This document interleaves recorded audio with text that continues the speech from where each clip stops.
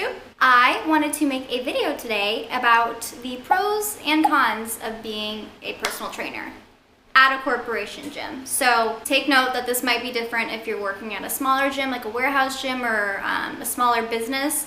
I'm just talking about a corporation gym, LA Fitness, Lifetime Fitness, Planet Fitness, all those kinds of, Anytime Fitness, all those kinds of gyms, corporation gyms. I thought I would start with the pros first, start on a positive note.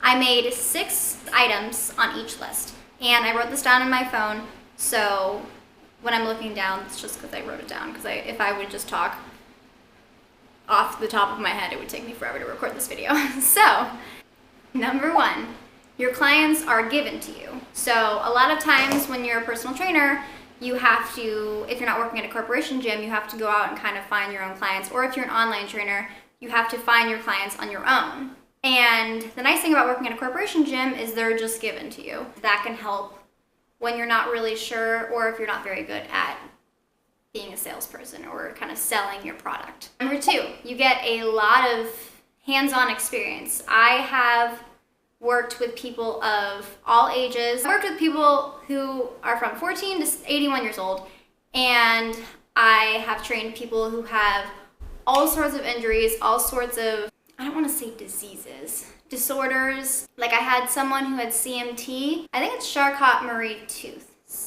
syndrome. Basically, his feet were like that, and he also had 2 torn rotator cuffs. So I have learned to accommodate workouts for all kinds of people depending on their age, their goals, how many times a week they're training. I've learned to work with all of that, and before I started working at the gym that I'm working at, I couldn't do any of that. I only knew how to train people that were exactly like me, young, no injuries, stuff like that. Number 3, you make a lot of connections when you're training people. For example, I have been referenced to people from some of my clients for maybe like a doctor or getting your hair done. I have one client whose mom is a hairstylist, and she said that she could probably get me a discount getting my hair done. So just things like that. You can make a lot of connections, and you could probably use them as a reference if you go on to another job. So it's very helpful, and you always want to make sure you're treating your clients with the most respect, regardless if they can be a reference or not. You just want to treat them with respect, because that's what decent human beings do.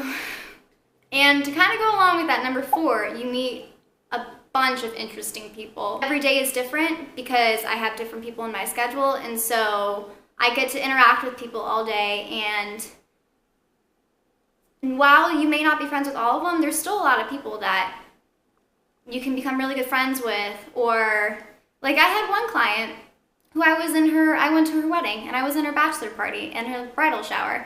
So you can meet a whole bunch of interesting people, and it's really nice. It's just nice because a lot of times I feel like we're only ever hanging around people our age. And so I have made friends with people who are younger than I am, who are 20 years older than I am. I've made friends with a bunch of them. So it's really, really interesting. And it's really nice to it's refreshing just to meet people of all different personalities. Number 5, you have a flexible schedule.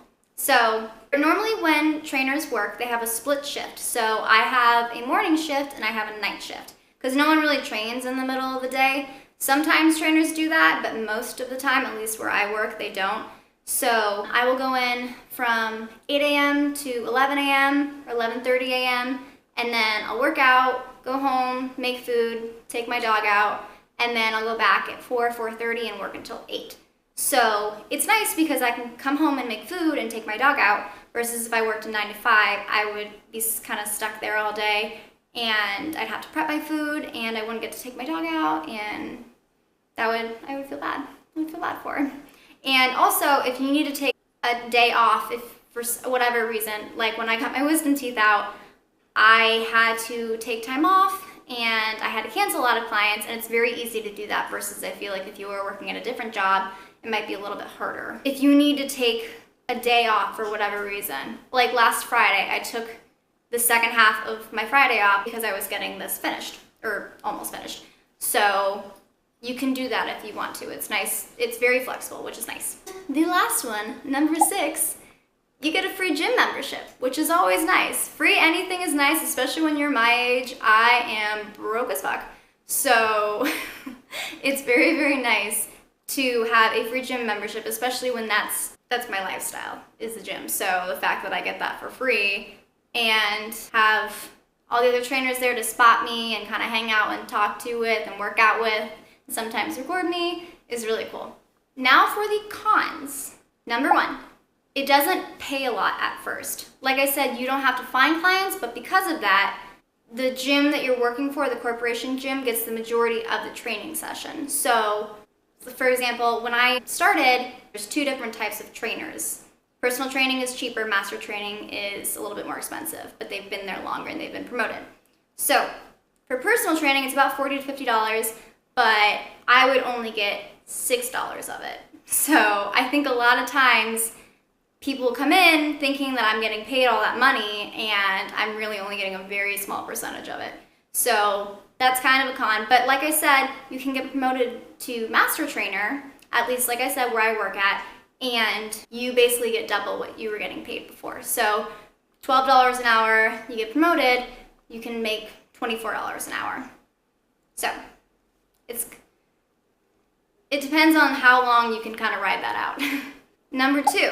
Like I said before, you get a split shift, which is nice because it's flexible, but you also have to go in twice a day. So I shouldn't say you have to, but most trainers do. So I go in the morning and then I work out, then I go home and do all my stuff, and then I have to go back. So it's not always fun. Sometimes I would rather just get in my shift all at one time and just be done with it rather than having to go back. Because a lot of times I'll get here, like I'll come home during my break, and then I don't want to go back because I'm nice and comfy on my couch, or I have errands to run or stuff like that. So it's nice because it's flexible, but it's also not nice because you have to go in twice a day. Number 3. This is something that's not going to apply to everyone, but it applied to me personally. People prefer male trainers. And I didn't know that for the longest time. I mean, I guess I never really thought about it. But I am a small person. I'm 5'1", like 105 pounds. So I don't seem, or I'm not very intimidating, I guess I should say. And I don't look like the strongest person in the world, obviously. So people a lot of times just assume that I don't know what I'm talking about or what I'm doing because I'm a female and I'm small and I'm not super, super jacked. So keep that in mind if you're a female and you're wanting to become a personal trainer. It's not the end of the world, obviously. You're still going to get clients, but I have had some clients switch over to another trainer, not because I did anything wrong, but just because they wanted a guy trainer, because they thought that they knew what they were doing more. So you have to deal with that, but that's the world more than anything. That's not really working at a corporation gym. That's just people that suck. Number 5, you don't always get the clientele that you want. So again, you get your clients given to you, which is nice, but you don't get to pick who you get. So it's good on the fact that I have learned to work with all sorts of people, but at the same time, my preferred age group would be people, like I said, people around my age, females, just because that's what I do. I'm a young female, and the easiest person for me to train is another young female because I already know how to do it because that's what I do. It can be difficult because you don't always get the type of clientele that you want, and you just kind of have to suck it up. But the outcome is that you, like I said before, you get to train all different kinds of people. So, number 5, like dog hair in my mouth. You are going to have to train some people for free. So a lot of times with gyms, they'll have something like this week, for example, we have a bring a buddy to your training session week. So they do that in hopes that the other person that they bring will sign up for training, but we don't get compensated for it. So we're training 2 people for the price of 1. And I have actually one specific client, there's 3 of them that I'm training for 25 minutes, and I'm getting paid for 1 of them. So you have to kind of put up with stuff like that sometimes, but it comes with the job. And number 6, you don't get paid time off or any kind of health benefits for the most part unless you work a really, really big amount of hours, I'm pretty sure. I think only 2 trainers in my gym are getting any kind of health benefits right now, and they work a crazy, crazy amount. And they've been working there a very long time. So, like I said, you can take whatever time off that you need. You have to work consistently, you have to work at least 25 hours a week where I work, but you can take time off if you need it, but you don't get paid for that time off. So you really only get paid for however many hours or sessions you have with clients. Like I said, I don't know if this is all gyms or this is just the one I work at, but I know that's how it is there.